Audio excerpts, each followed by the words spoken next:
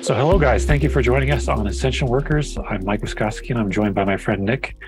And Nick has been joining us on the Law of One Deep Dives videos, and those are so much fun. But Nick, you have just a bazillion amazing, awesome stories. It's so fun to listen to you talk about spirituality, the way in which you learn from your life experiences, the way in which you've been guided through your life experiences to be of service to others.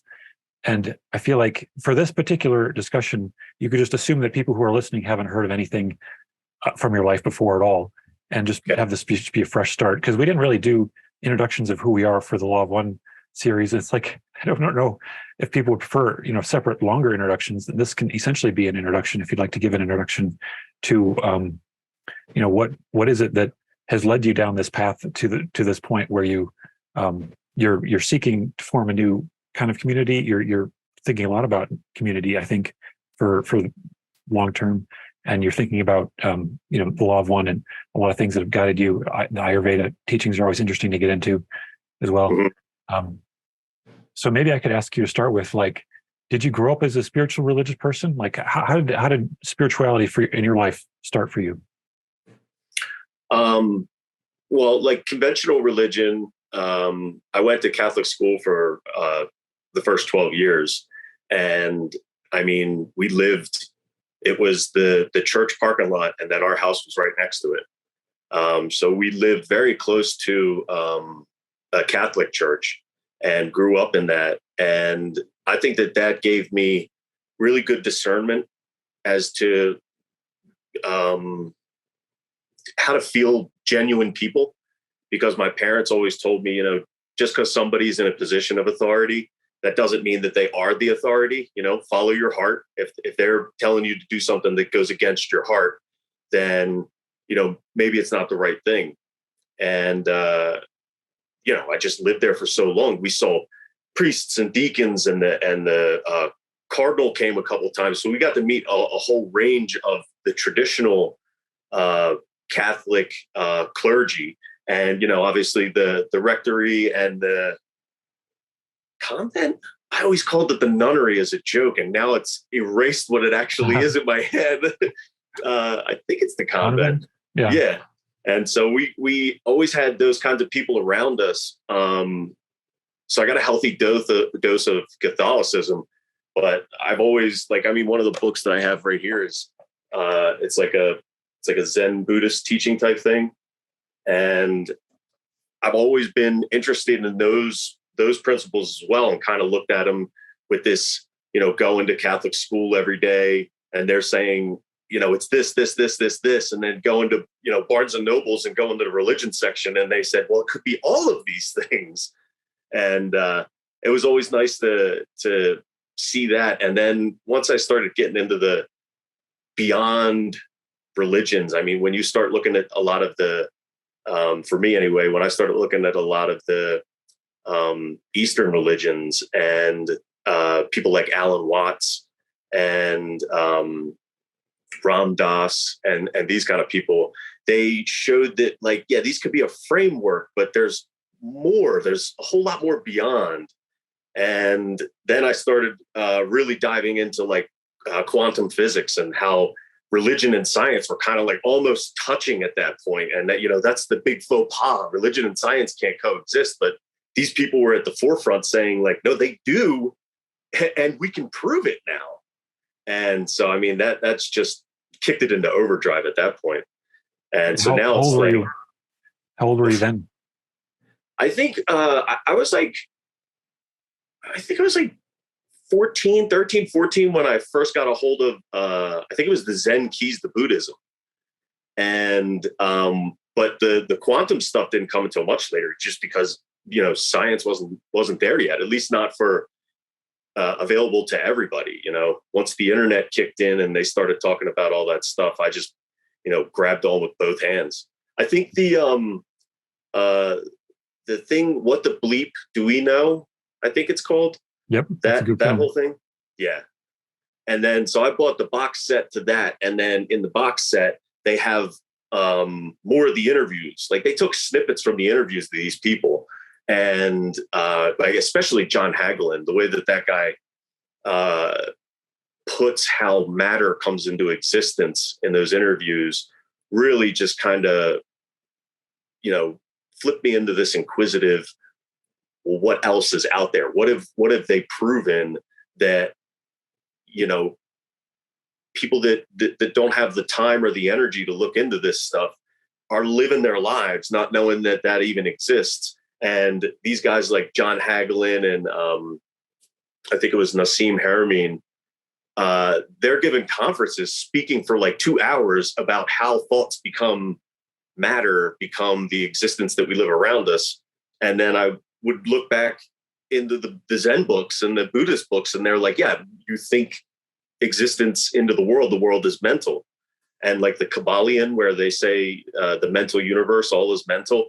So it's been a cool journey. I think it's an amazing time to be alive to see the meeting of the two. I personally think that we on this planet have lived through a time where everybody knew this. It was just a matter of fact, but that kind of got lost, forgotten, and now we're kind of swinging back into knowing that.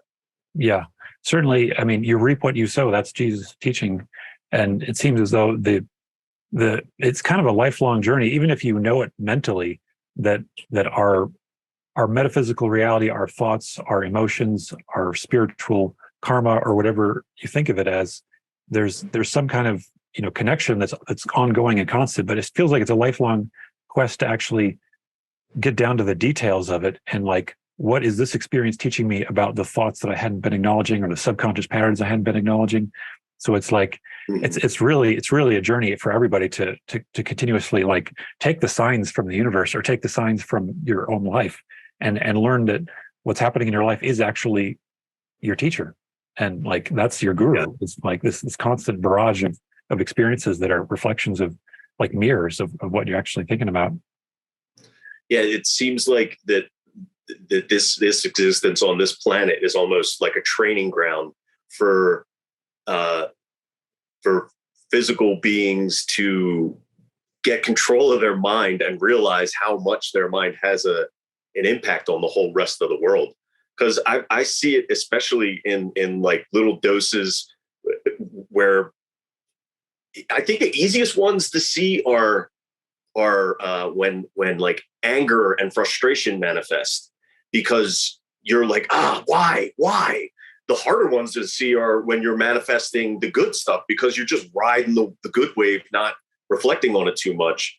And that, I mean, it's like you said, it's all your teacher. Your existence is teaching you at every second, and recognizing that becomes very hard, especially during the good times. Yeah, I will say I've been helped by my son being a mirror now. My 19-month-old son, who is basically wanting a lot of good experiences his whole life, and so when I bring him somewhere to do something, he has a great amount of fun, but then the pain comes in when we have to go, when I have to pick him up again. Yeah. Take him off. And so the extreme positive energies had to be balanced in some way that he couldn't process yet. He hadn't balanced that aspect of himself, that he can't just continuously have a particular experience.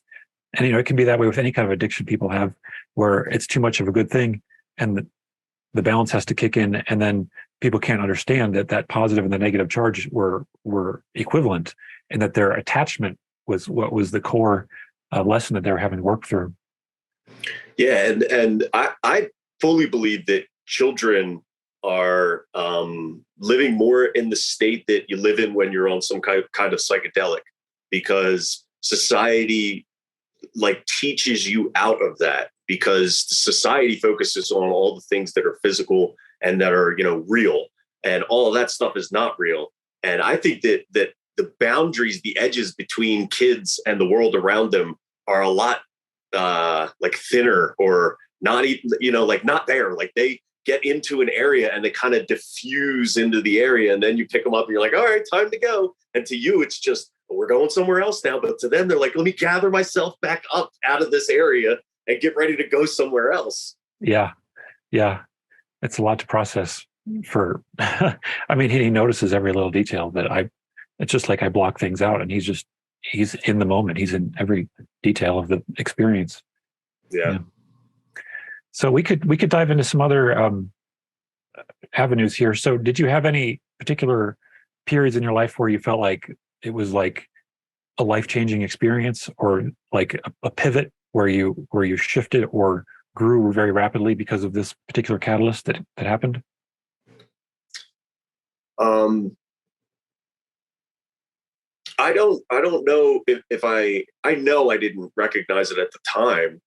And I don't know if it was so much a like spiritual shift, but a lot of times I like to look back and try and look at what exact moment, if I removed that moment, would have changed everything.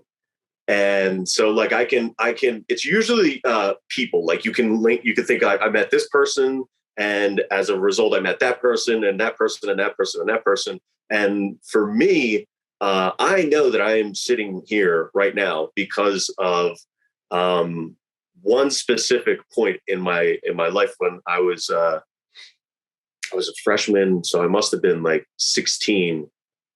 And a friend of mine who lived in the neighborhood, and we played hockey and football together in the parking lot. We would all get together all the time. He was still in 8th grade, and I had gone on to 9th grade. And so we didn't really get to see each other that much, but he kept telling me about this friend he had at the high school that I went to. And he kept saying, go meet this person, go meet this person. He's a good person. Go hang out with him, go hang out with him. And I hadn't. Up until the point where his house burned down and he died in the fire. And at the funeral, he kept telling him about me and he kept telling me about him. And we kind of were like, okay, now I have to meet this person, as a tribute, if nothing else, to Ryan. I have to go meet this person. And I mean, that person introduced me to, the next person that introduced me to the next person that got me my first like real job. And then that job led me to actually one of the guys that I worked with, and I would both talk about this kind of stuff like spirituality. And he was an older guy, and he said to me, you can post on the company bulletin board to have a meeting, and you could just post the general topic of what the meeting is. And he was like, why don't you post what about spirituality? And I've been working there for like less than a year. And I said, yeah, sure. I'm going to be the nutter that goes on and posts this on the bulletin for this company that has hundreds and hundreds of people. And eventually I did it. I was the nutter. And I said, basic, just, spirituality, anything you want to talk about, nothing's exempt. And we got people from yoga to Reiki to energy workers. And it was fun to see in this building that you pass by these people and talk to these people 100 times, but never breached into these type of topics. And then we all got together and started talking about them.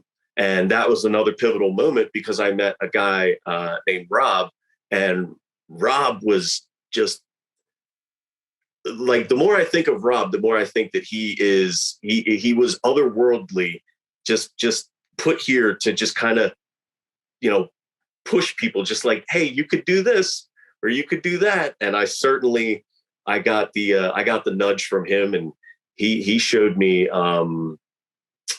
it's called rebirthing, but not many people will probably know that. It's like a breathing technique that helps you integrate things into your life that may or may not have been easy to cope with at the time and may have scarred you. And that was another moment where after I started doing that and talking to those people, they were like, you need to talk to these people. And it was just this snowball rolling downhill. And as soon as I got on this path, it just got bigger and bigger and bigger until eventually it led me to meet Alex. And then Alex, I mean, I would have lived and died my whole life living on the East Coast without the thought of moving. And Alex who lived quite the opposite childhoods, moving around. And she said, there's other options. And I was like, yeah, for vacation. She's like, no, we could move and live somewhere else. And, boom, living here in Colorado. And it's just crazy because you can, that I have done that multiple times where I was like, well, without this person, this wouldn't happen. And I could trace it all the way back to Ryan in ninth grade. Yeah. One of the most interesting quotes in the Law of One says something like, consider well the odd circumstances from which one thing flowed to the next, and then every person will receive the opportunity that they need, because that's just the way everything is set up. It's just strange coincidences, odd circumstances just continuously unfold, and that's just the path that we chose, even like before we were born. It seems that's how we set it up. Yeah. I would like to know more about the rebirthing stuff. Like, you say you actually spent time at a rebirthing center and got really deep into that. Could you? And I also want to know, like, if you could give some recommendations to people for breathing exercises, that kind of thing. There's a lot of breathing. I mean, breathing is so key to absolutely everything, and not just in the you idiot, you have to breathe to live, but you can induce heat into your body. You can induce cooling. You can do all these different things with the breath. I personally, I love how Alan Watts speaks about going into meditation. And a lot of people that are really good meditators tell you to focus on the exterior, and then bring it to focusing on yourself, and then bring it to focusing on smaller and smaller things until the last thing that you focus on is the breath. And then for me, it's easiest to go from breath to that peaceful, serene place. But as far as breath, rebirthing is something that you do. You can do it yourself once you've done it a bunch of times. I wouldn't recommend going and buying the book and then just doing it, because the better way to do it is to go to a rebirthing practitioner, because the main thing, it's called rebirthing because there are traumas that happen in the birthing process, especially the Western birthing process. And they have, and I'll say theories because, it can't necessarily be proven. I personally believe it after being in the rebirthing center and talking to many different people about the traumas that they have. But they'll say things like, if the doctor was male and instead of you coming out at your own pace, they kind of reached in. God forbid they use the forceps, because I mean they always do that stuff now. But like, the forceps means something, the doctor means something, and all these things as your first experience in this world, because I like you were saying, I believe that you chose this life, but the minute you manifest into this life, for the vast majority of us, we forget all that.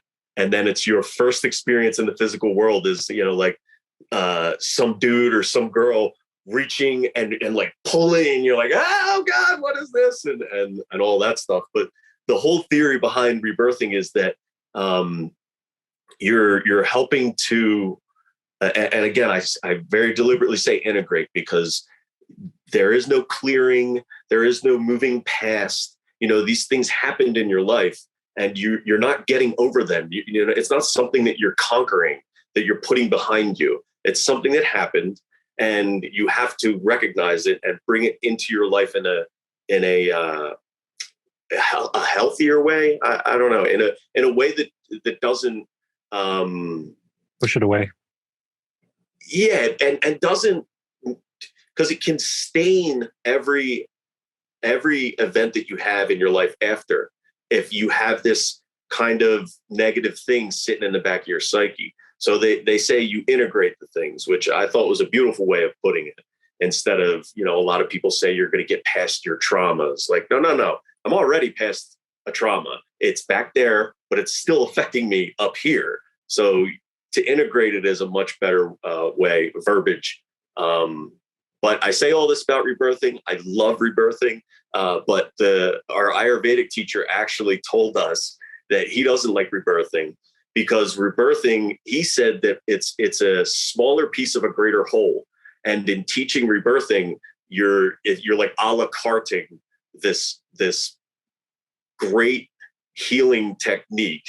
And he's like, you shouldn't be doing it just that. You should be doing, this whole full gamut of what I think he was talking about was Ayurveda, because it's pretty crazy when you get into it and you study that. It's thousands and thousands of years old. Ayurveda is a way of looking at absolutely everything in life. And, it puts a little bit greater understanding on things. The subtle energies, it brings the subtle energies into focus, and it brings it into your life in a way that you can kind of understand it, because the subtle energies are just that. They're so vague and tough to understand in this physical world. But so would it be fair to say that this is just what we talked about with the law of one, is like balancing the charges? And I assume that there's charges from past traumas, there's charges from our environment, different kinds of imbalances that need to be balanced. Would you say that Ayurveda is a system of finding balances? 100%. Yeah. And, I say Ayurveda because I wanted to avoid the term yoga, because most people think of yoga as just the asanas, just the movements. But yoga is what it is. It is a system of a way of life. And the Cliff Notes version would be that they say that everything in life has one of three aspects, or a combination of them, and it's Vata, Pitta, and Kapha. And, it's like a top spinning. And if you're Kapha imbalanced, the top's going to start to wobble towards the Kapha side, and then the top's going to fall. And, and everything in life has it. You start your life with a certain, it's called your constitution. Your prakriti is the one that you have throughout your whole life. And then they call the vikriti is what your current state is. So if you're like myself, I'm Kapha Pitta. And if I get too Kapha induced, then I start to wobble. And, to anybody who doesn't know these terms, I'm speaking another language. Well, quite literally, it is Sanskrit, but they have no idea what I'm talking about. But when you do learn these things and you're looking at your life and you're like, oh man, you know what? I am Kapha imbalanced right now. I need to get up and move. I need to do something. And it's just a beautiful way of looking at the world and helping you out in your life. So maybe we could just give a very brief summary, if that even is possible, of the feeling of Vata, the feeling of Pitta, the feeling of Kapha. So they can be applied to everything, feeling, everything, a person, a table, a plant, especially, things like that. And Kapha is, again, I wish we had Alex, because she's the expert on all this. Kapha is wet and cold. Vata is cold and dry. And Pitta is hot and dry. And like Pitta, I guess the best way to describe it, and this is misleading a lot of times, because like you say these things and people form a certain opinion, but it's not necessarily a good or a bad thing. It's just that. And that's where the Right. whole philosophy helps you balance, because I'll start with Kapha, and Kapha people are round. Like if you've ever seen somebody that is a heavier person, but they carry that weight well, they can be a balanced Kapha. Now, if you see somebody that is overweight and they don't look like they should be overweight, that's a Kapha imbalance. So when you say to somebody who knows just on the surface what Vata, Pitta, and Kapha are, you say to them like, you're a Kapha. A lot of people get offended because they're like, what are you saying? I'm fat, I'm round. Yeah. But it could be everything. It can be like people that have more round eyes, as opposed to Pitta eyes are more olive or more oval shaped. And so it's Kapha is rounder. Kapha is the glue. Kapha is that which sticks. And this is the person that if you were going to build a team, this would be the rock that you would build the team on. So they're the reliable one. They're the Ganesh, actually. For those that know, the elephant-headed armed man. Ganesh is Kapha, and he is the like living embodiment of the remover of obstacles. He is endurance. Kapha goes on forever, and if you're building a team, you build it on the Kapha person, because the Kapha person will keep the team going even when the Pitta person, who is the Pitta, is the more like muscular person.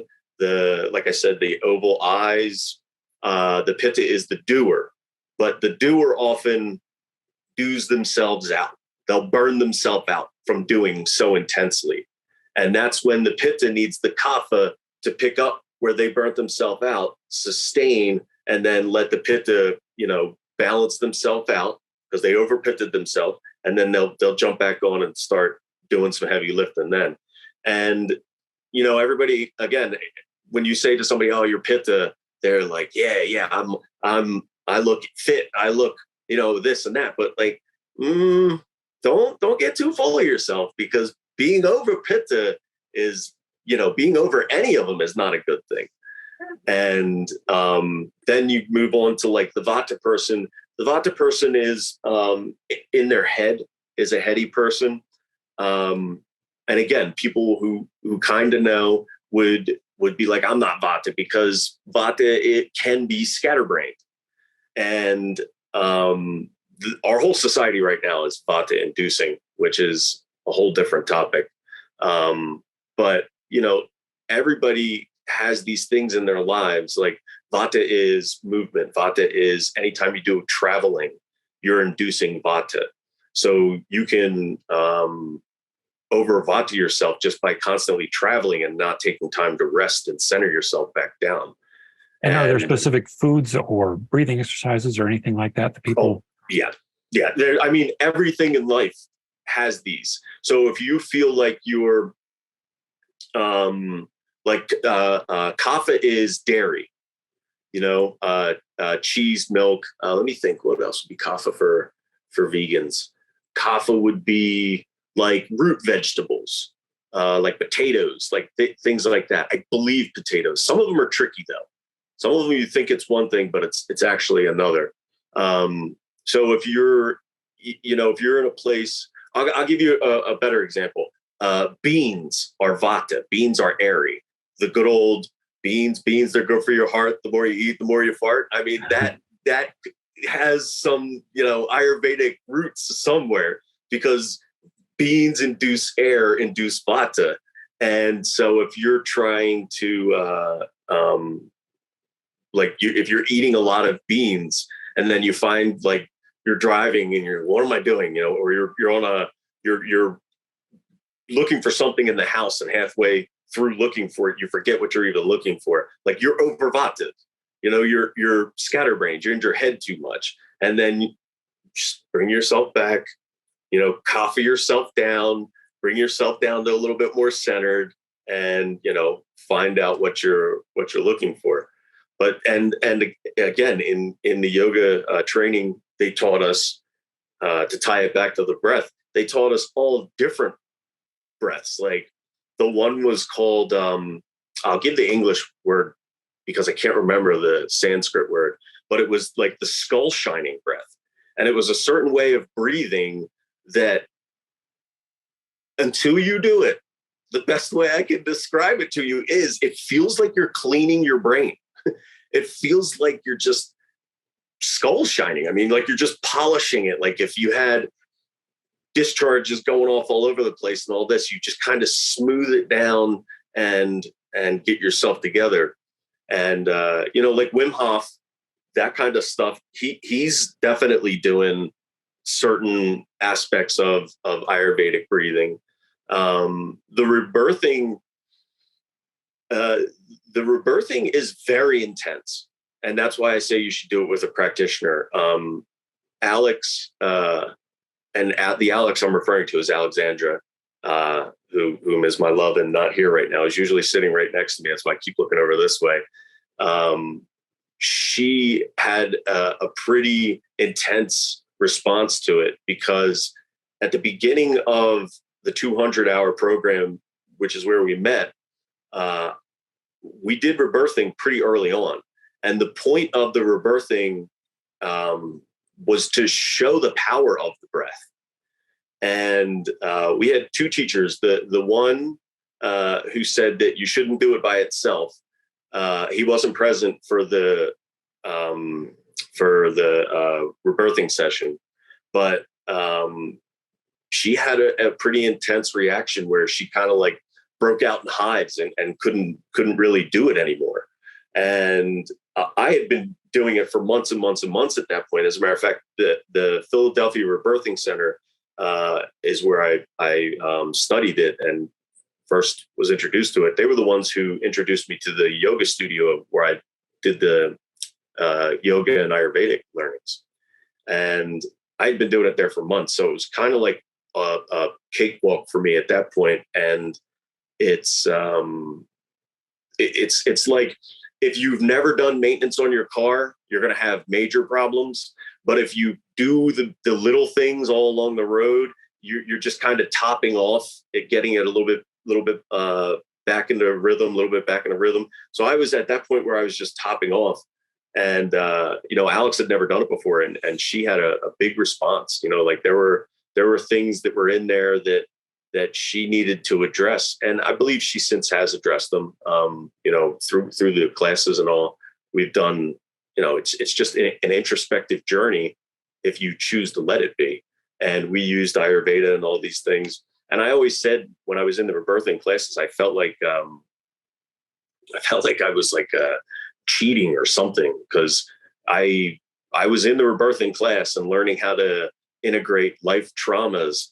And I had never had any large life traumas, because we were in classes sometimes, rebirthing groups with 20 people, and 18 of the 20 people had been everything from molested by an uncle to had loved ones ripped away from them in very traumatic ways. And like these people were dealing with major traumas.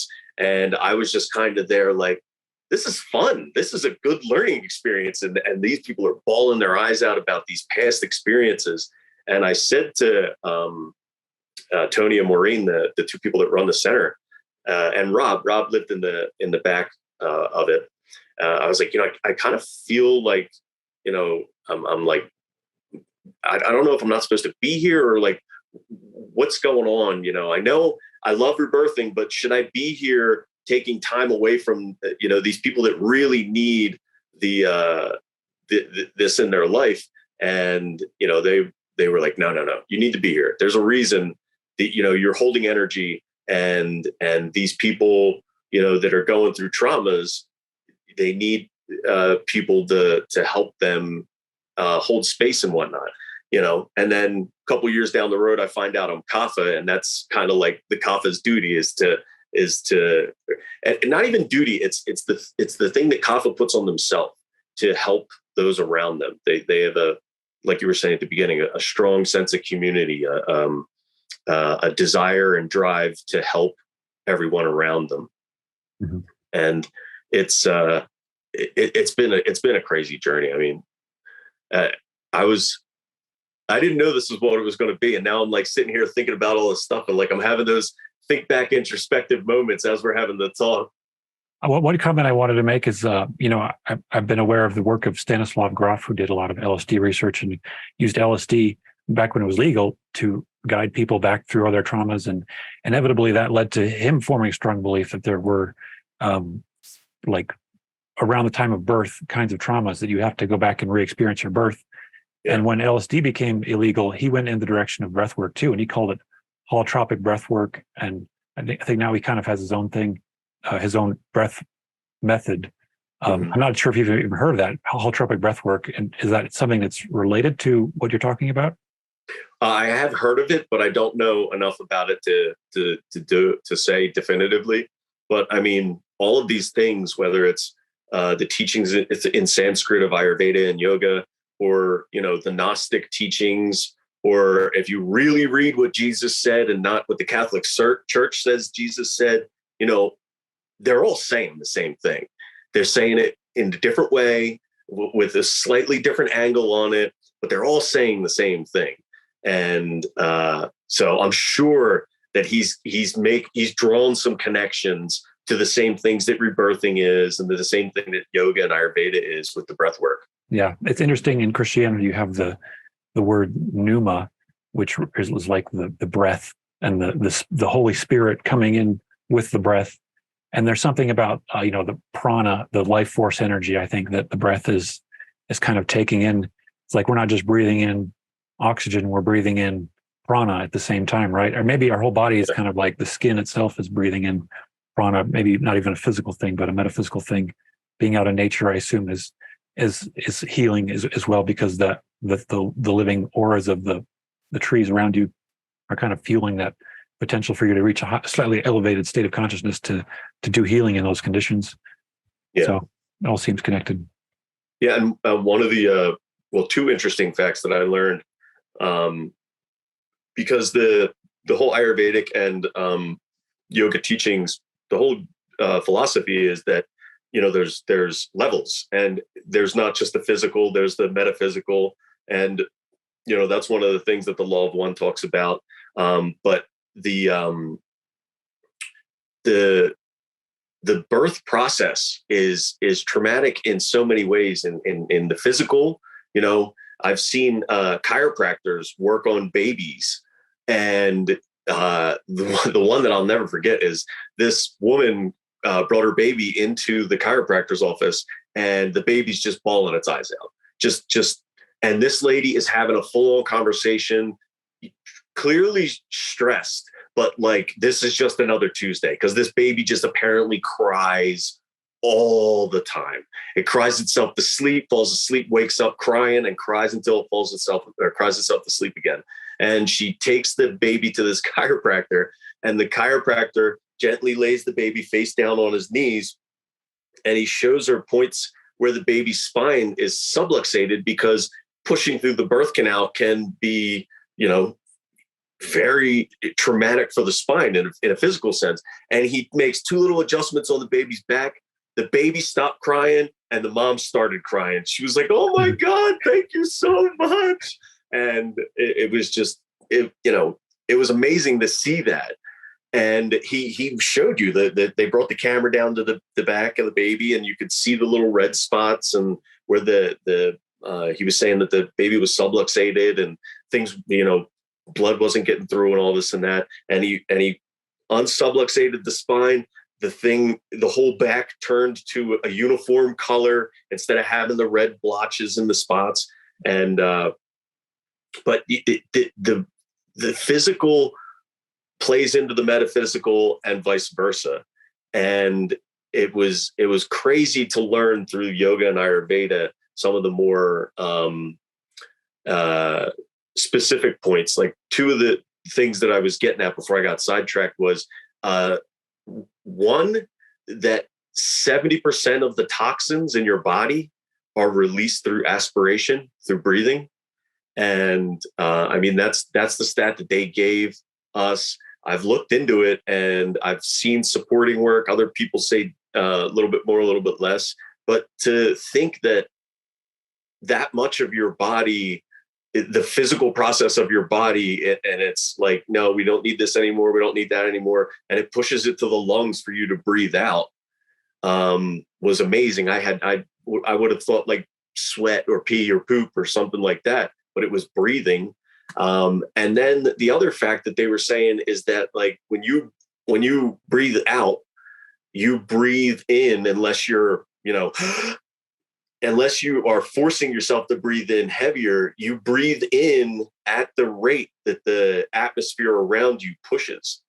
So are you breathing you, or is the earth breathing you? You know what I mean? Like, because if you go higher up, for those of us that live at elevation, the difference. You can go to the top of Mount Evans and you feel the difference. You can feel that, maybe it is kind of a 50-50 thing. I'm not doing all the breathing. Sometimes the earth is breathing you, and especially when you go to the top of Evans and you're like, oh man, the earth isn't picking up its slack right now, because I'm having to breathe pretty heavy here. the thin air it's not pushing into your lungs at the same rate that you're used to. I mean, on the unconscious level, you could even ask, are you beating your own heart or not? And, Yeah. Yeah. That's why when I started diving into the Law of One, and again, Rob and Tony and Maureen from the Rebirthing Center said, you should probably check out this book. And I mean, anybody that's read the Law of One knows that once you start that, it takes the journey of your life and it just kind of, like you thought you were going here, but this is going to show you some things where you're going to look at things in a different light, and your life experiences, for me anyway, are going to be changed for the better from that point out.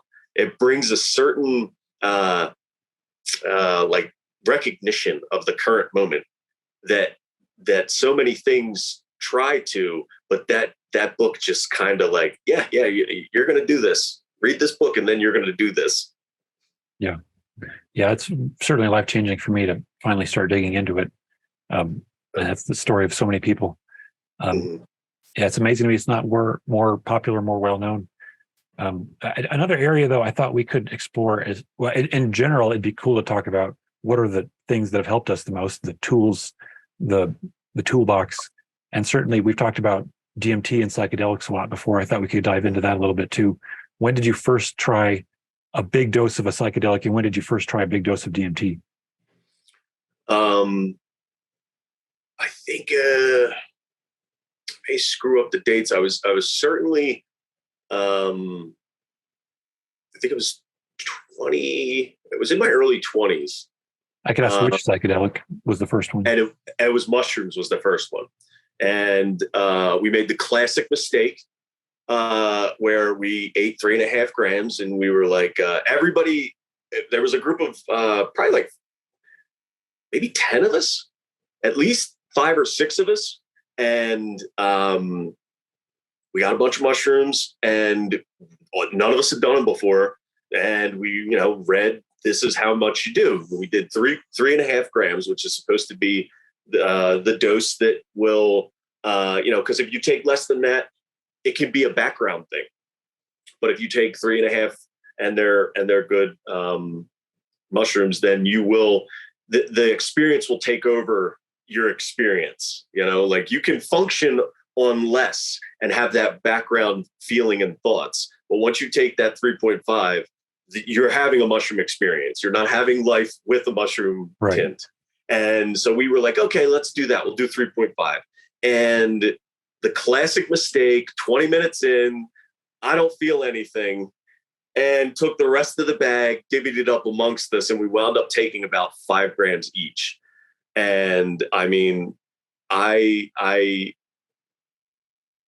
to this day, almost every time I take mushrooms, I have the thought, I can't believe that a chemical, and furthermore, a plant, a mushroom can do this, can change the experience of the human experience so drastically.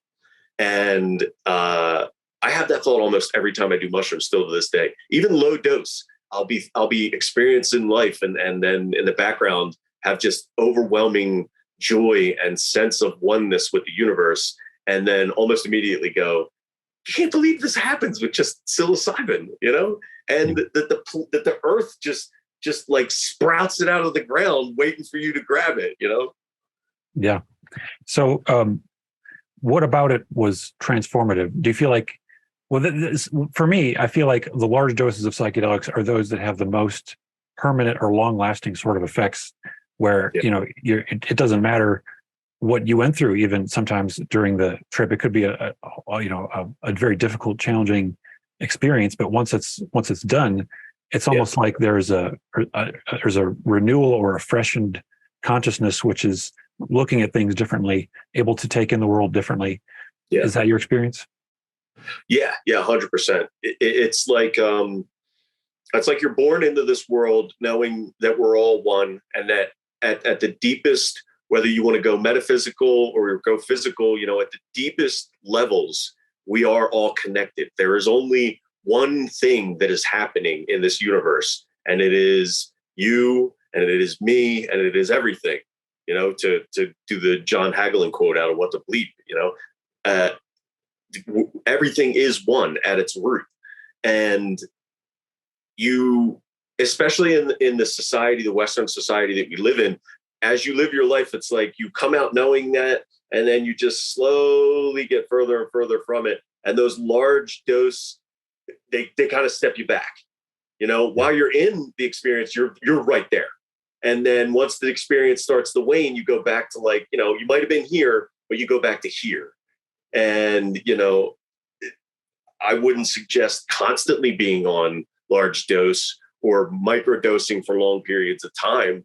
But I think that it is extremely useful, especially in modern society, to every once and again put everything down and go back and remember where you came from. And that's what the psychedelics do. And do you think there's a potential that people could get that from just meditation and a spiritual 100%. retreat? Yeah, 100%. And that's where the whole living a conscious life comes into play. Because if you're aware of these things and these forces that are pushing you into imbalance, then you can bring yourself back into balance. And I wouldn't say that I needed to do mushrooms to be an effective meditator, but it made it a lot easier. It made it a whole lot easier. Yeah. And I always say that, if you do a maze and you do it, if you have a maze and there's the mouse on one end and you're trying to get to the cheese in the middle, going through the maze from the mouse to the cheese is harder because that's the way the maze is designed.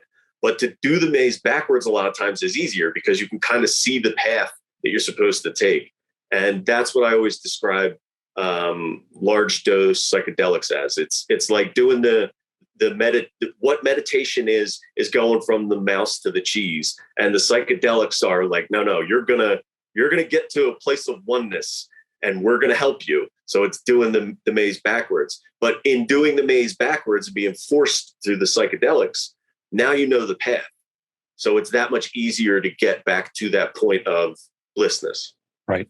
And it's almost like there are doorways in the mind or subconscious aspects of the mind that are just hard to remember if we haven't experienced them since we were kids, or hard to identify. And so it's almost like in my mind, there's more doorways that are available once I've had certain experiences and had a memory of those types of experiences that were subconscious and very hard to put words on. It's like you couldn't possibly tell someone what it's like to go to a deeper place where they remember their oneness with their parents. Or, I mean, you can tell people to open their heart, but if they don't know what opening their heart is, also, it's like that's something that is progressive lifting of layers of baggage and blockages that we don't always understand. And for me, it's like now I feel there's an energy center in my heart, and I feel that opening, and I can feel when it's not opened more because I know what it's like when it is opened. Yeah. So if I hadn't fully gone back to that place, it's harder to understand the doorways to the heart opening. Yeah, 100%. And you could put it in the simplest terms to be like, if you want to get to a place and you're driving in your car and you've never been there, you may take a lot of wrong turns before you get there. But then once you've gotten there, it's easier to get there because you remember the route. And, you know what roads not to take. Like for me, a big blocker when I was meditating, and some of the most, the deepest and most intense meditations I had ever done to that point was when I was taking the yoga classes. And our teacher always said that you do the asana so that you can prepare the body for meditation. So basically you're limbering yourself up and moving yourself all around so that you can sit static comfortably for long periods of time. And so we would do that. We would do classes, asana classes, and then sit and meditate, and then do different methods of meditating. And one of the wrong turn roads that I would always take at the beginning on my drive to meditation was always a wrong left down. I'm hungry. What am I eating? And when am I eating it? Uh-huh. And getting over that And I know now as a kapha person, that's in my nature. And it's like meditating is like going to that place of oneness that we all come from and taking all of the layers of yourself and just putting them down on the way. And some of the ones that you go to put down, like they like stick to your hand, and you try and put it down, but it won't go off your hand. And that was, for me, it was always like, I'm hungry. When am I going to eat? What time's the class over? And then it would just spiral from that one, I'm hungry, down this whole path of thought.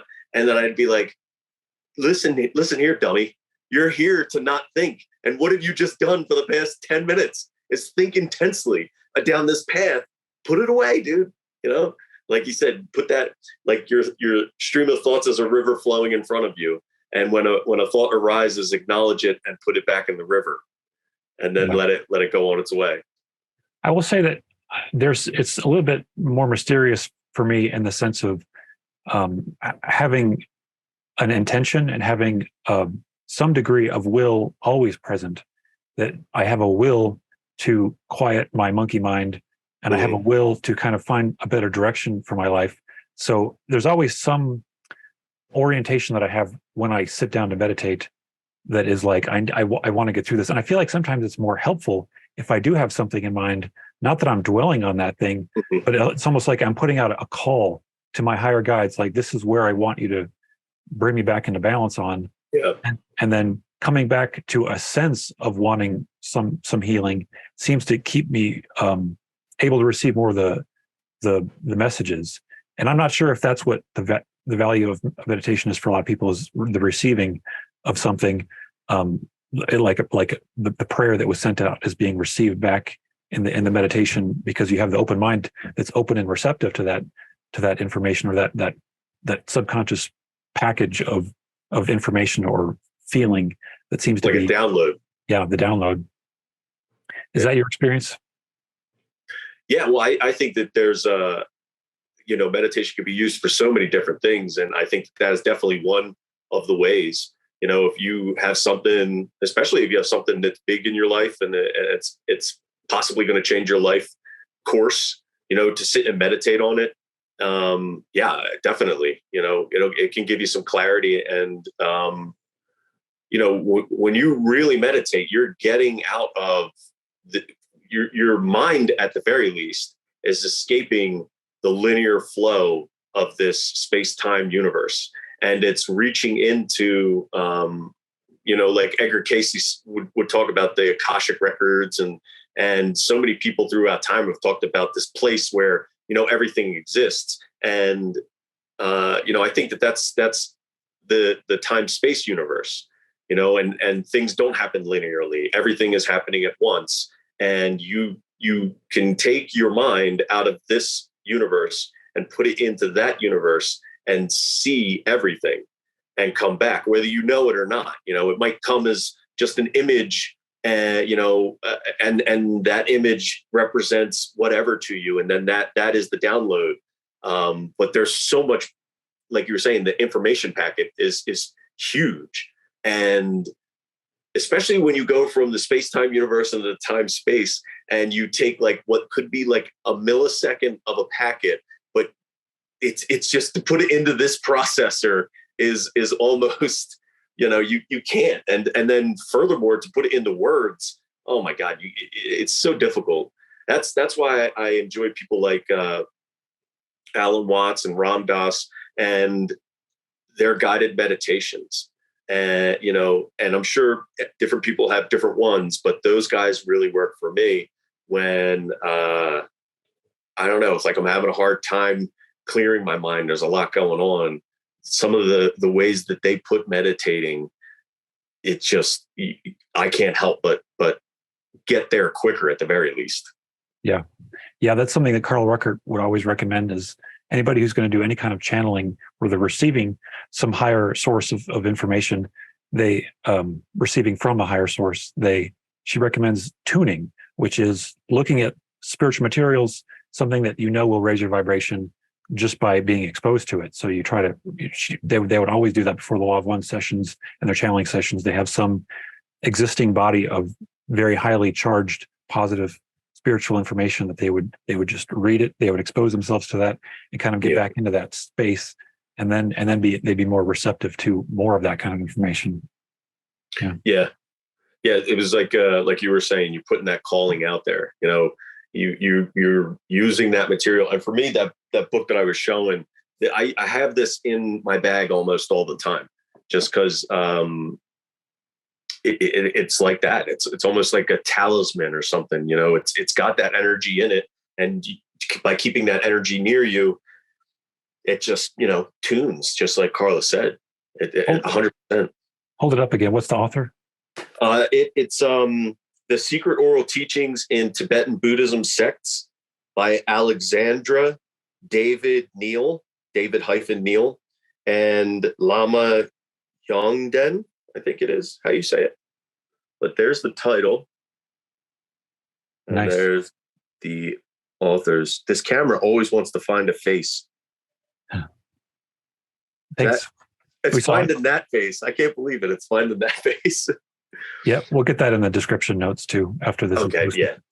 But I mean, there's so many, and you were talking about the tools earlier. There's so many amazing books and teachers and chemicals. It's just a matter of finding and utilizing the right ones. Like for us, DMT.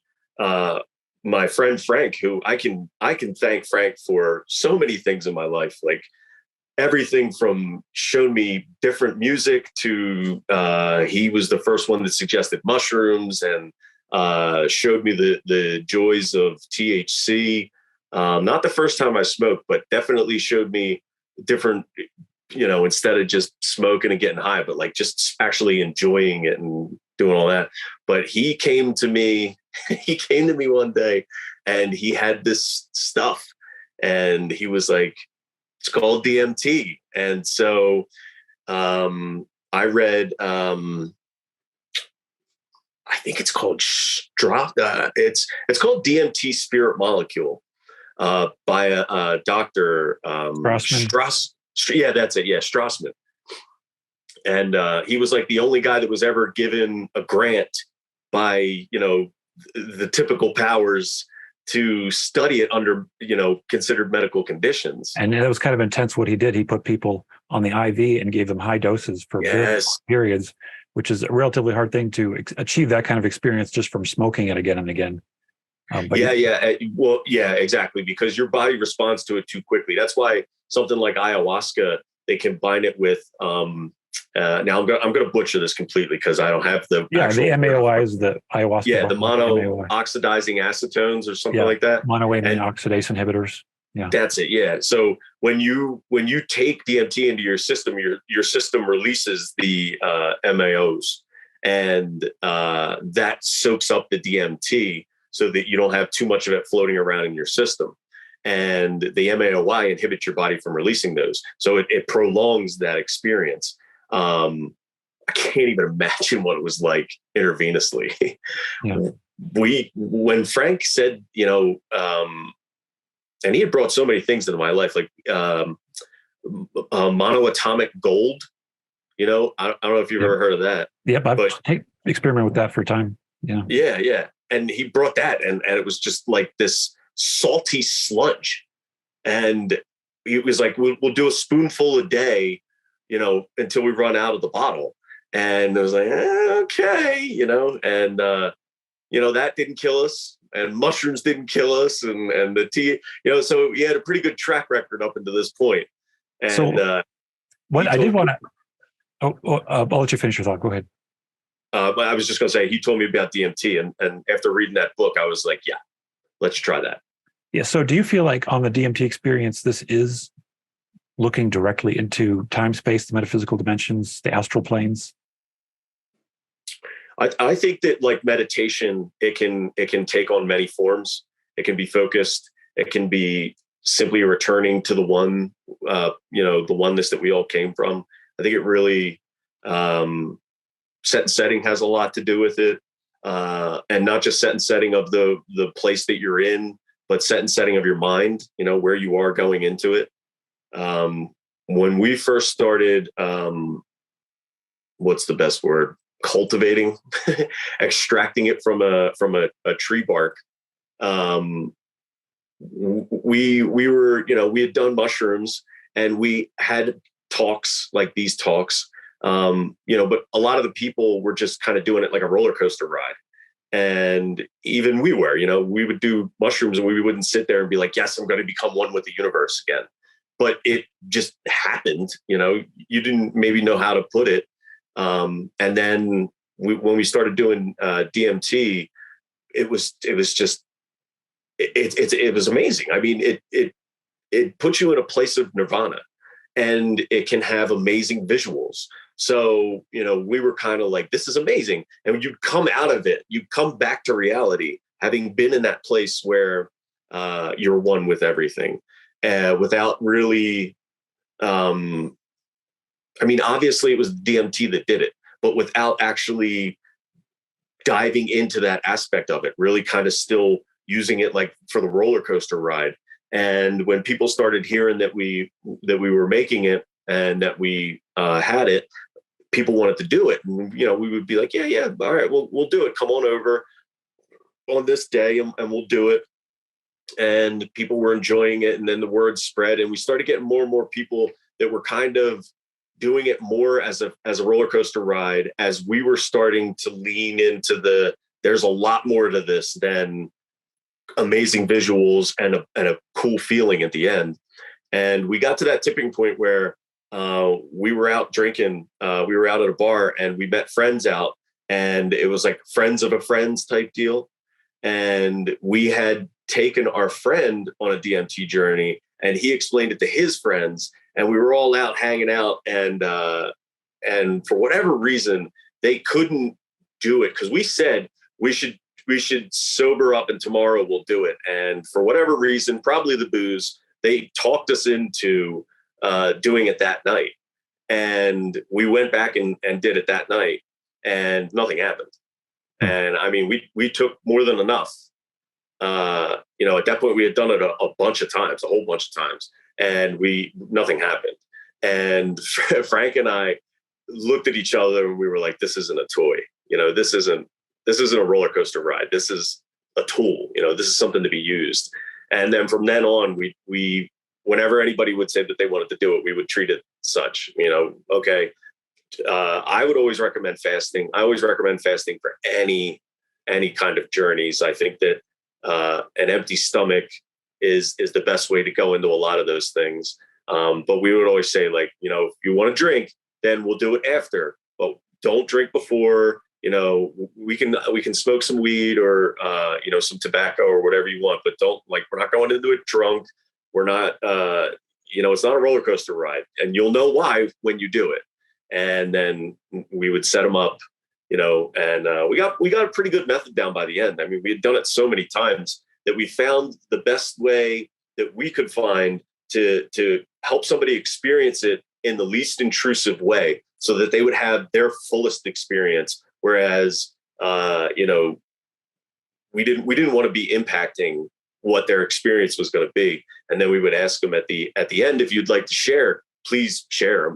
We had a little journal that people would write in, and we would, go over the journalings of the other people and all that. And it was cool. You really got to feel, because I can tell you what my experience is, but to do it with, by the end, had to have been at least 100 different people we did it with. And to hear the perspective of all the other people, it was cool to hear such a unified description most of the time. And for you to realize, like, yeah, it's not just me, it's out there. That place is out there.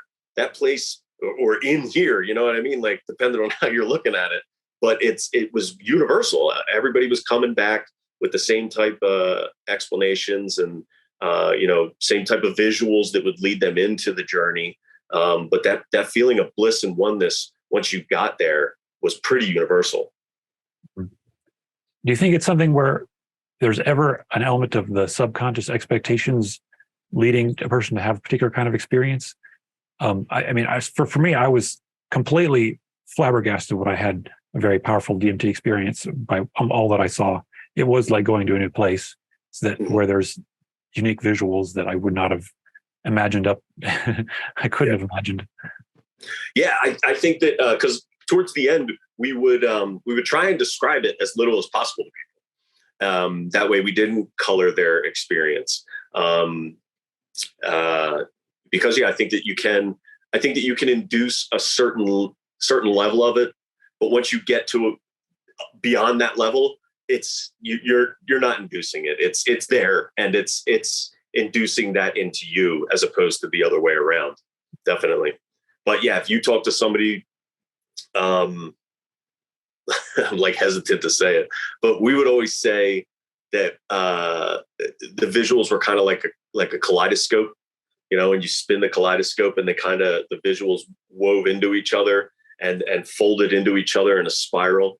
And we would say that to people. And then we had a couple experiences where the visuals weren't kaleidoscopes. And we're kind of like, okay, maybe we shouldn't tell people that they're going to see kaleidoscopes because it could be, prompting them to. And so we started not telling them, we started telling them more about the place beyond, because everybody was having more or less the same experience. And, telling them about the oneness and the feeling of bliss, similar to coming off of psilocybin. You have that feeling of bliss. It's like, like I said, you went back to the place where we all came from, where everything was okay. And you decided to have this human experience. And then, you went from there. And that always was the same for people. So we felt okay describing that vaguely, but we didn't want to get into the specificity of it because we wanted people to have their own experience. And do you think that this has helped numbers of people who are materialistic or atheistic break down some of those walls by having a realization or something beyond what they thought?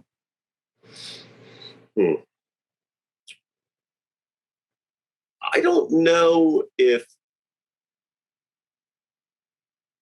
everybody's slanted, a little bit differently than others, but I don't know if I've ever went into knowing somebody who was extremely materialistic, doing it with them, and then speaking with them afterwards. All of my core group of friends that we did it with a lot, we weren't very materialistic. Nobody was really a zealot one way or the other with whatever religion. So I don't think there was too much, hard stances to kind of wobble loose. Right. But again, like I said, we had friends of friends that did it.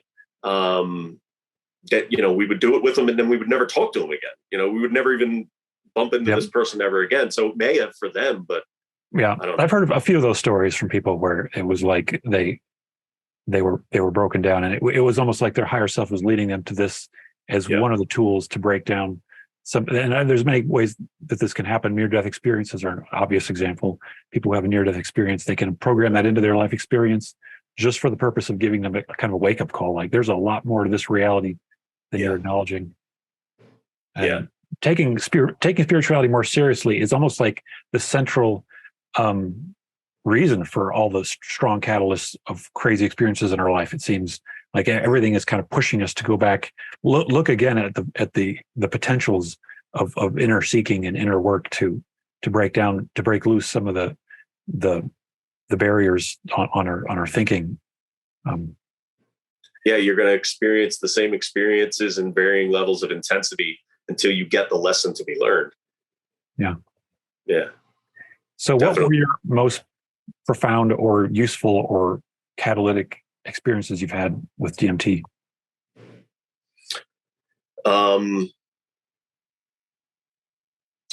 When you do a full dose of it and you break through and you get to that place that everybody was describing as the same place, every time it's profound. How I got there a couple times was pretty amazing. And again, like when I get to that place, 99% of the time, it is in a state of deep meditation where you can have your eyes wide open, but you're not seeing anything. You're in a place of like before things start to exist. You're at that place of oneness where everything manifests from. So if you're at the place that everything manifests from, then nothing has manifested yet. So to me, it always seemed like a vacuum, like a lack of everything, but at the same time, everything existed, but in its primordial form. In potential. Yeah, pure potentiality. I love how John Hagelin put that. He said, you go from the macro to the micro to the atomic to the subatomic to the nuclear, I think he said next. But then he said, but below all that is this sea of pure potentiality.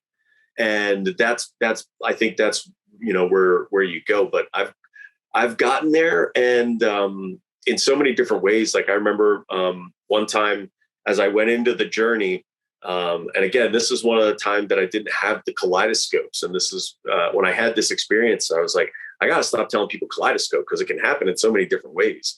And as I took the third hit and I sat down, I started to imagine the silhouette of myself. And within the silhouette was a grid pattern. And filling each box in the grid was like video snippets of memories of my life, all of the memories of my life. And as I went into the journey, I was this silhouetted snippet version of myself. And I just went and shook it all off, like literally shook it off until I was just an empty silhouette. All of the memories kind of like a dog shaking off water. And then I stepped forward into the experience.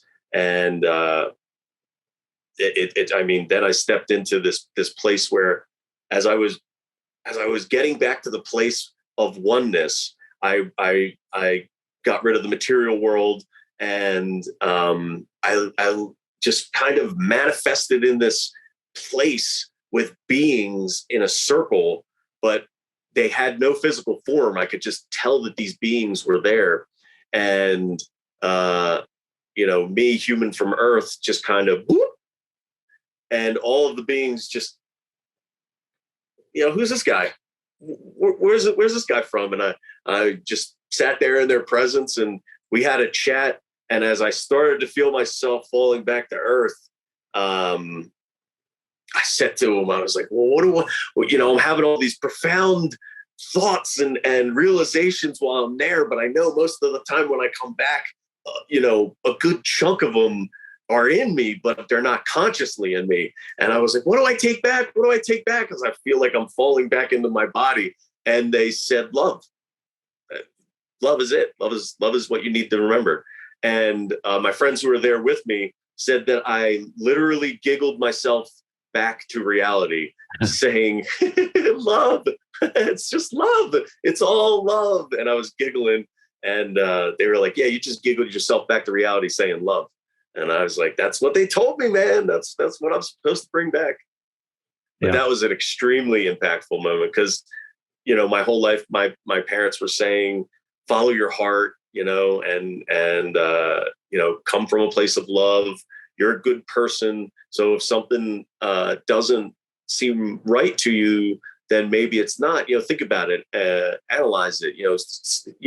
Look at life consciously, more or less. And it was always from this place of love. And then I go to this other realm, and these beings are like, "Yeah, love, that's it." And it was kind of nice.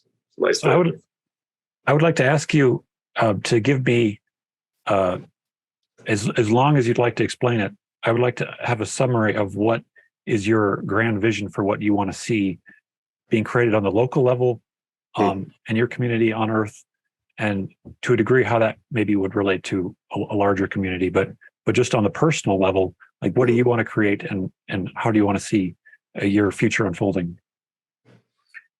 Alex and I, again, through random chances, came together with each other and have the same vision to just want to help the people around us.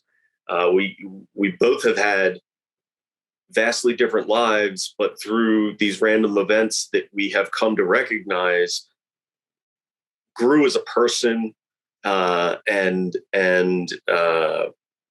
want to help people in the world have those experiences, because it's so easy to go through all of life and not. We both know people in our lives that are much older than us, and then we start talking about this kind of stuff, and it never even crossed their path. And then we start talking to them about it, and the next thing you know, it's resonating with them, and they're asking what books and what videos and all these things. So it's out there, and increasingly more obfuscated because of the way society seems to be going, and the whole shortening attention spans and things like that. It's easy to overlook something because it's so simple. Meditating. People, you tell people, yeah, meditating's great. You give it a shot, see how it works, and they're like, oh, I can't meditate. I'm like, can you not meditate, or have you really not tried? Have you not given it? Because I used to be one of those. I would sit and I would read a book and maybe meditate and unknowingly meditate, but I'd be like, man, it's so hard for me to meditate. But until you have these things brought into your view of life, it's easy to not even know that they exist. And so basically we want to, in the physical sense, we would like to get a large piece of property that we can, for the Cliff Notes, most concise way of putting it, essentially have like a retreat that people can go to look for these things, to be helped in any way, shape, or form that we can. I've done DMT and smoked ayahuasca and all these different chemical ways. So it's always nice to have someone in the physical realm help you be a guide. And we would like to be a guide in that way, in the, have a bookshelf at the place that, if people come for a week and after day 4, they just need a day to chill, you could just sit and pick up some books, because, there could be one line in a book that you read and it totally changes your life. For me, the Law of One has a lot of those lines. It has a lot of those lines that makes you think in a different way that echoes into the whole rest of your life. And basically, we want to have a place where we can help people do that. Give the journey give the experiences in the journey of life that we have had to other people in a way, that we think could help them, and as well as having these other people helping us, because it's never a one-way thing. It's always reciprocal. And, ultimately, if we got a plot of 100 acres and somebody got a plot of 100 acres next to us, and it just grew 1 acre at a time until everybody was helping everyone, I mean, that would be the golden reward. Do we think it's going to happen? I think we can do our part. I think that we can put into the physical world what we want, and try and help everyone in every way that we can around us, and hope that it grows.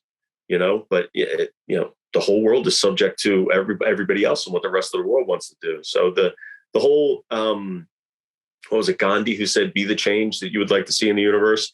That's essentially, in a nutshell, what we would like to do, and we would like to do it, on a big piece of property, because there's just something about this area. Being from the East Coast my whole life, when I came out to the mountains, man, there's just an energy about all of these areas. I mean, you stand on top of some of these trailheads and you just look at the vastness, and all of the physical things in life can just go by the wayside. And it's almost like a meditative thing where you're drawn back to that place of oneness. And that's what we want to do. We want to have a place to help people more easily get back to that place of oneness. You can't say that I'm not a good meditator and every time you try and meditate, this thing's going off, bling, bling. You have to have a place where it's easier for you to get to that place of bliss. And that was, one of the things we always talked about, make it like one of those places where once you come in, all of your electronic devices go into like a little basket, and that's your basket. But, you get maybe 1 hour with it a day, but it's set by you, how much time do you think you can go without your device? And then challenge yourself to go a little bit further, because these devices are amazing. We're using it to communicate with each other and whoever else may be listening, but they can also drag you away from the reality that you live in this absolutely astonishing, amazing place. And that's what we want to do. We want to give people the opportunity in a more accessible way to get back to that oneness. So, get land, get the retreat, but even on a daily, just live that life and be the example for other people to see it. Yeah, it's definitely a very common vision that many people have now, is to find a way to get back into a very holistic, very positive and aware community that knows what's important to help people get back to a spiritual place, so that there aren't the conflicts which have plagued so many other kinds of off-grid communities, so many kinds of communities which have crumbled due to greed or people having disagreements about things that don't really matter on the bigger scale of things. Really, just being able to be in harmony together seems to be the thing that is most important to make a community actually work in a level where people are kind of contributing resources to one another freely, without there being the same kind of economy that there is with the world right now, where there's debt. And it's like, I mean, everything is running on debt right now. The government itself runs on debt, even though it has the authority to wipe out the debt if it wanted to. But where did that authority get given up to? It's so bizarre, the world that we've created. So and they write the laws, and then the laws are a law because they wrote it on a piece of paper. Like, calm down, buddy. Hold on a minute. I know in my heart that I shouldn't kill someone because that's not good. But then you get into subsection 4, paragraph 53, subsection, and you're like, good God, man, how finite do you have to put all of this crap before it is just that? It's crap. I think that the world, at least this iteration on this planet, is living in a place where we are aggressively being shown more and more every day how we don't want to live.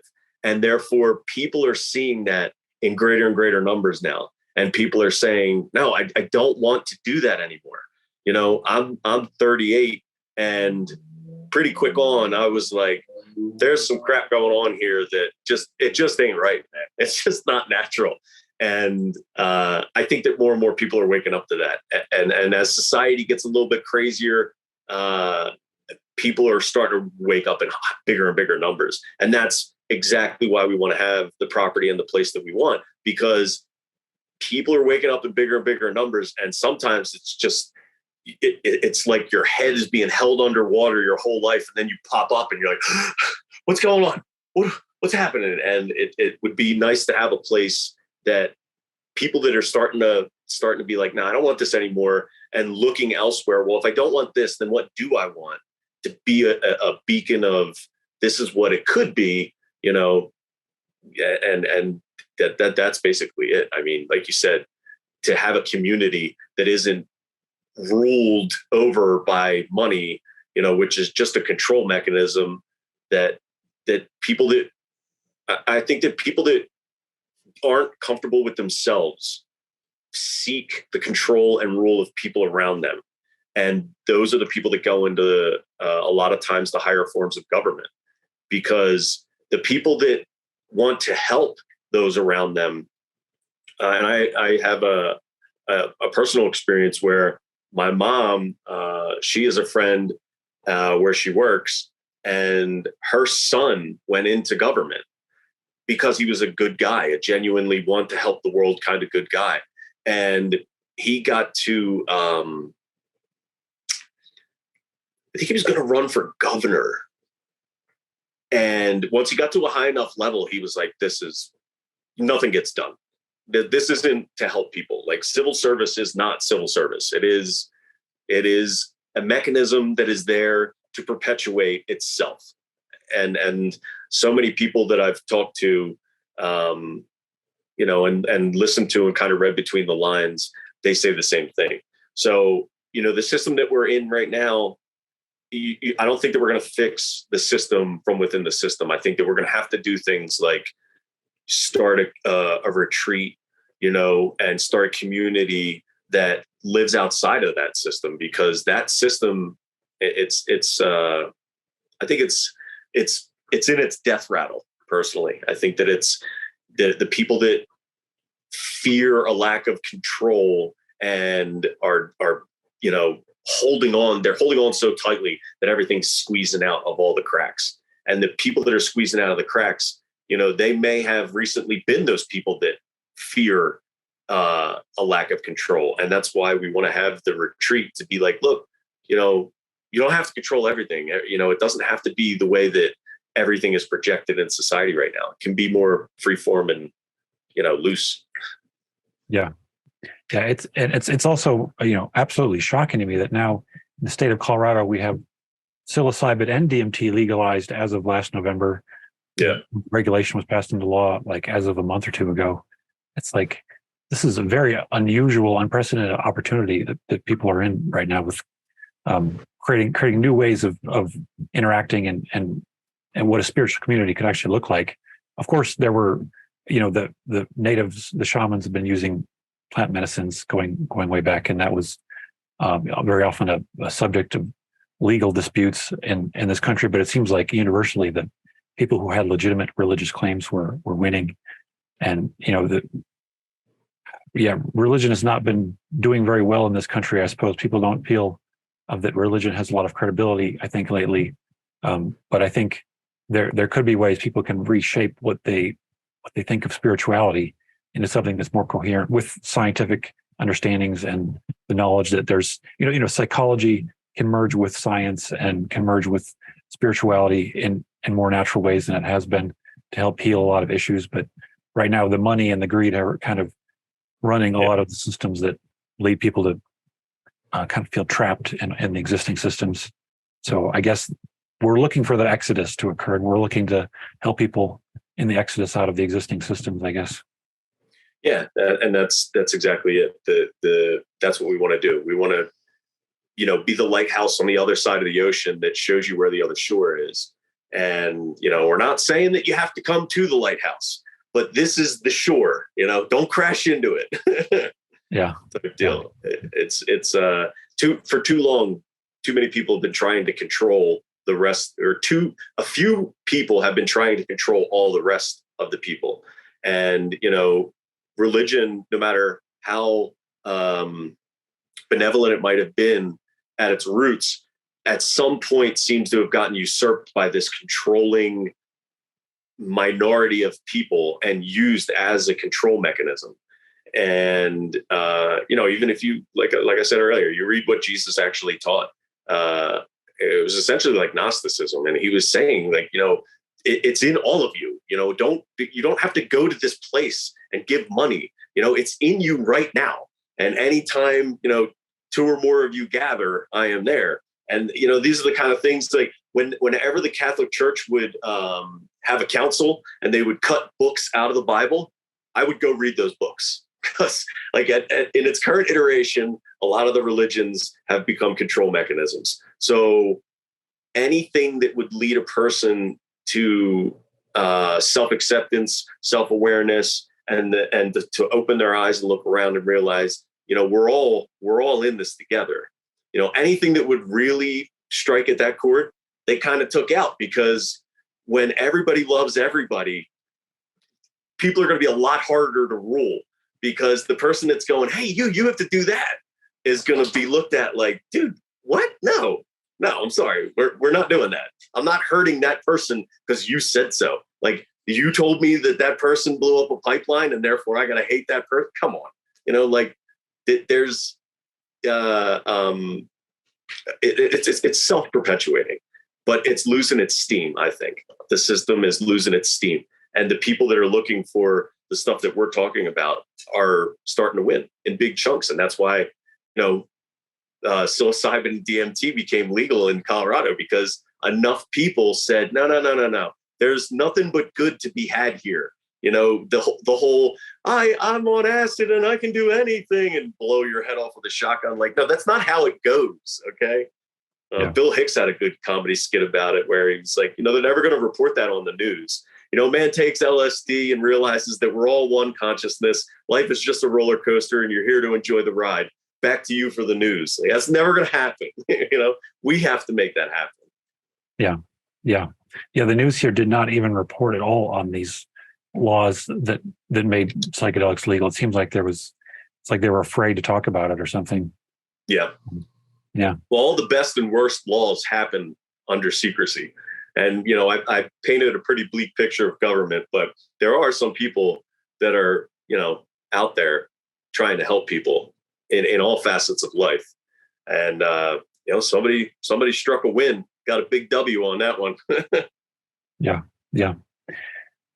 So we could wrap it up pretty soon. We've been going for 90 minutes. Do you feel like you are being strongly guided by certain kinds of guides, your higher self? Do you feel like you have a connection to a source, which is the one leading you?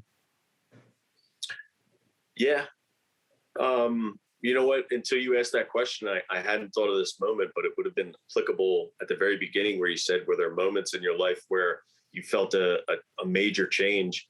And in one of the rebirthing sessions, we were in meditation. We weren't actually doing the breathing. We were just meditating, and they were posing questions to us.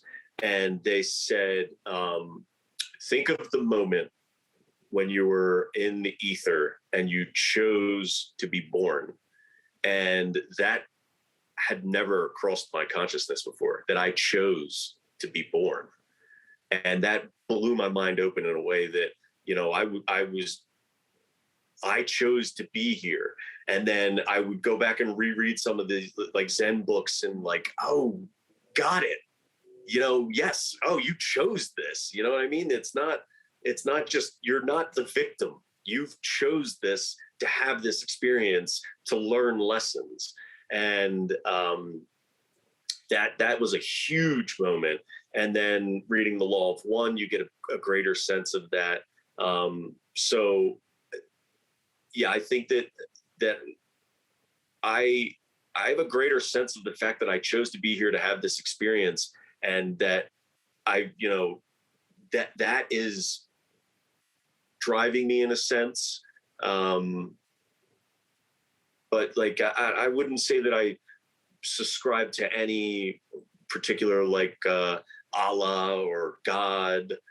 You know, these etheric things, I think that they all represent the same thing. And I think it is love. I think that it's love in different ways. And I feel like the guides, I think we're all our own guide, and we're all each other's guide. And that's why we want to build this community, to help people, you know, guide each other, because what else is the point, you know, to just live selfishly? No, I don't think so. I could share this Law of One quote. I loved the challenge danger of the wanderer, the soul's coming in, is that it will forget its mission, become karmically involved, and thus be swept into the maelstrom from which it had incarnated to avert the destruction of. So the forgetting of why we incarnated is really the thing that we're wanting to avoid. And just the forgetting of why, and the forgetting of the fact that you chose. Yeah. You know what I mean? That was huge for me. And that's exactly it. And the last bit of that line was the aid. You know, more and more, both myself and Alex, as we have our conversations, we realize that there's no point in being here at this time on this planet without trying to help others, for us anyway. Because in yoga, they say that there's bodhisattva and bodhidharma, and you know, one is the person that finds bliss, finds that connection with the universe, and then goes off into a cave in the mountain and experiences that by themselves for their whole life. And then I believe it was bodhidharma. Bodhidharma is the one that goes, and they found that place of bliss, and they're going to go out and they're going to help you find that place of bliss, and that's what their mission becomes. And I think that we both agree that that is why we're here. We're maybe I lived 1,000 lives where I was in a cave just blissing out and becoming able to touch that oneness easier. And that's fine. If that's what mission that you're on at the time, that's the mission you're on at the time. But now we're not. Now we're here to help, other people get to that place. And, that's the whole point of what we want to do physically in the land, but also in the whole point of what we do every day, and no one is perfect. I got angry just the other night because we were trying to, we haven't been able to find the land. So we were like, all right, well, let's just get a smaller property so we're not paying rent anymore. We're getting something for what we pay. And we were like 2 signatures away from closing on this place right around the corner from us. And the real estate agent just was ghosting our real estate agent. And I was like, what? Have some decency, man. I know that you got another offer, but tell me that you got another offer. Let's act like humans instead of just blah. And I was like, dude, what are you doing? Stop. If it was meant to be, it would be. Just keep on your journey and don't let that person influence how you're being, because that's where they are in their journey. Right. Yeah. Yeah. The lessons never end and they keep on ramping up. And once our hearts are open, then the job is the hardest one of all, is to help other people open their hearts and give them the breadcrumbs on their journey. Yeah. And in the Law of One, did they say, I won't get the quote 100%, but they said, like, you don't become impervious to going from full love and open-heartedness to being full selfish. You're actually more easily swayed from one extreme to the other, like flipping the coin. It's easier to go from loving other selves wholly to go to being the other extreme. You're never impervious from that. You're always learning the lessons, and that the lessons become more intense as you push yourself to love others. You have more and more intense examples of, no, just love yourself. Go, just love yourself. Be selfish. And you're like, wait a minute. I've already been tempted this way. I'm going that way, though. It's the law of responsibility. Yeah. Well, this has been a really fantastic conversation. I thank you so much for taking this time to have this conversation. And I guess we'll keep on seeing you on the Law of One calls, which we've got one coming up tomorrow. And on the 16th, people can join that also. So. And then are you going to is everybody in the private panel going to do like a little bio? I think that's cool to get to know the people that are talking. Yeah, actually, I can stop the recording now and we'll let other people share who are in this call right now. So before you stop recording, I do have to say thank you.